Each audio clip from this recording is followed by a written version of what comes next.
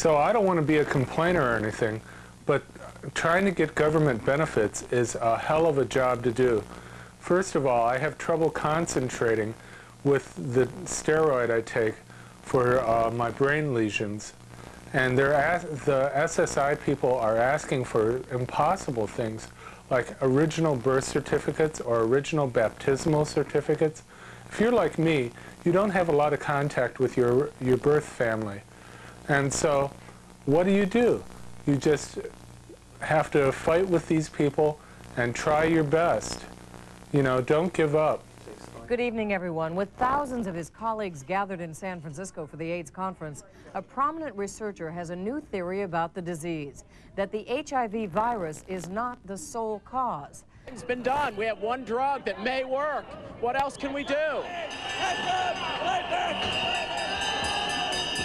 The activist took control of a San Francisco symbol and then shocked shoppers and tourists in Union Square. The impromptu rally finally ended here at the United Nations Plaza, but the protesters promised they will be back every day of this conference to try and get their point across. In San Francisco, Doug Murphy, Channel 5, Eyewitness News, Nightcast. Politics overshadowed. 300,000 dead from AIDS. Where is George?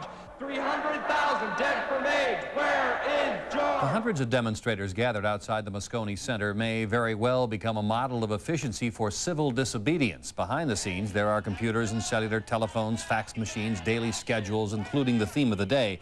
In front of the cameras, cues for what's about to happen. We want both the police and the world media to know that we are going to cross these barricades. We do not want them to see us, but we're going to cross.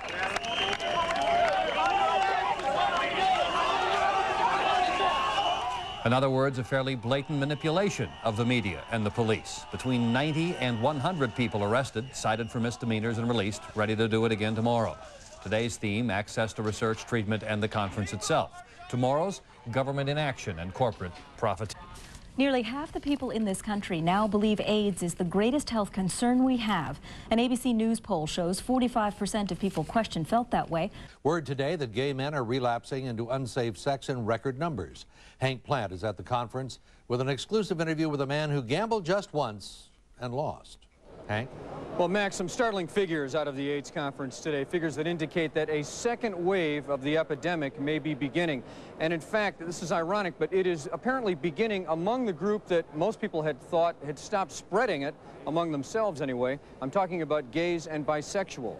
There's also word at the AIDS conference tonight that prostitutes in Nevada are doing a good job of practicing safe sex. And in the only state where prostitution is legal, it's apparently saving lives. Liz Gonzalez has that story. Since AIDS testing of Nevada prostitutes began 5 years ago, not one prostitute has tested positive for the deadly virus. Every year, tens of thousands of customers go to Nevada brothels for sex, but all are required to use condoms. This past Monday, ACT UP and friends created the AIDS Day of Disaster. Let's take a look.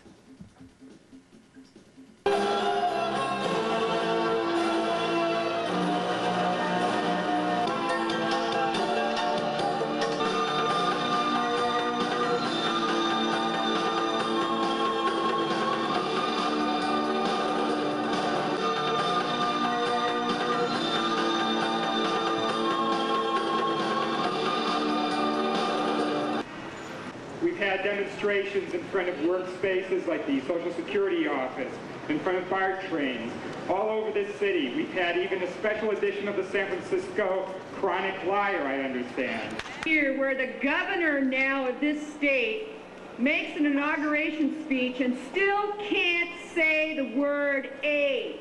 I heard, you know, and I don't know, sometimes my facts aren't completely accurate, but the information I have was within a week, they put together a hospital over where this war is going on of 40,000 beds in a week. And this disaster around the AIDS epidemic has been going on for years, and we still can't get enough hospital beds. This morning you may find yourself in a situation you cannot avoid. Our purpose in creating this interruption of your daily life is to confront you with a situation that goes well beyond questions of convenience. And we have to tell this government, if you don't give us what we need, we're going to kick you out of office. we're going to block your buildings and make your life a disaster every day as well. The protests outside the conference hall are every bit as organized as the events inside. ACT UP and other AIDS activists are orchestrating the protests. They wanted maximum impact. Well, they certainly succeeded in causing massive traffic jams. News Center 4's Anthony Moore has more now on the protests. It's die faster! It's a disaster! Women die faster! With fanfare worthy of a pep rally, the AIDS Coalition to Unleash Power staged its third demonstration of the conference on the streets around Civic Center. Today's theme, San Francisco's volunteer AIDS care program needs to be replaced by government health care. This San Francisco model has been developed by people who care, but they are just becoming overwhelmed. Health care is right, not just for the straight and white. To dramatize their point, some 200 demonstrators marched to government offices they say should help, the State Department of Health and City Hall. By the time they reached the State Department of Insurance, they'd whipped themselves into a frenzy. Demonstrators slapped stickers on the building, sprayed it with slogans, and grudgingly dispersed only when police stepped in. At the next stop, Market in Van Ness, organizers planned to disrupt traffic until their arrest. Your conduct constitutes an unlawful assembly. I command you in the name of the people of the state of California to immediately disperse. When police stepped in, they booked some 40 protesters. One more day of protests and confrontations around San Francisco. Manuel Ramos is at Moscone Center outside with that part of the story. Manny? Well, Dave, it was quiet outside Moscone today. Instead, ACT UP took its AIDS protest around City Hall. Another 50 people arrested today.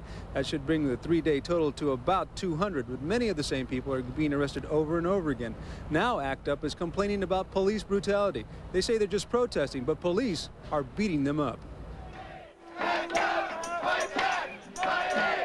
ACT UP was warned not to set any fires in the streets, and when they sat in the middle of Van Ness and Market at noon and refused to move, the police finally rushed into them.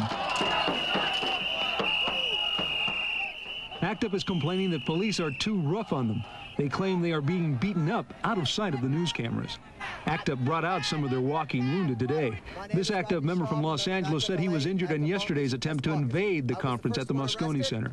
I got through the barricade, I ran into a couple of policemen. One slugged me in the chest with a bullhorn, and he wrestled me to the ground, scraped up my arm, and was choking me because I would not get up off the ground. He was choking me. I almost passed out. And then the people were trying to tell him I was blind. They wouldn't listen. ACT UP admits it sometimes breaks the law, but they say they should only be arrested, not roughed up. But the chief of police has been at just about all the major protest and arrest sites and says his officers have not been out of line.